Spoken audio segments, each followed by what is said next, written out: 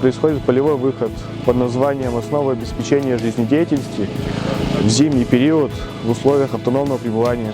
Ребята сегодня занимаются тем, что устраивают лагеря, строят убежища, также готовят себе пищу, занимаются заготовкой дров. Основная сложность полевого выхода – это побороть себя. Холод, неправильно подобранная зимняя обувь, снаряжение.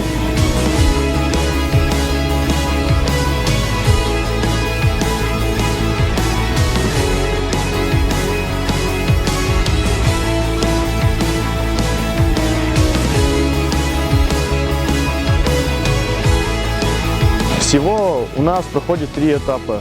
Первый – это осенью. Курсантам предстоит более дождливая погода, где в разведении костра потребуется больше сил и времени. Второй этап – это уже когда более холодно, есть немного снега, и курсантам требуется построить убежище, где им будет тепло и уютно. Третий этап – это будет, где больше снега, и они учтут все свои недостатки, в которых ошиблись ранее.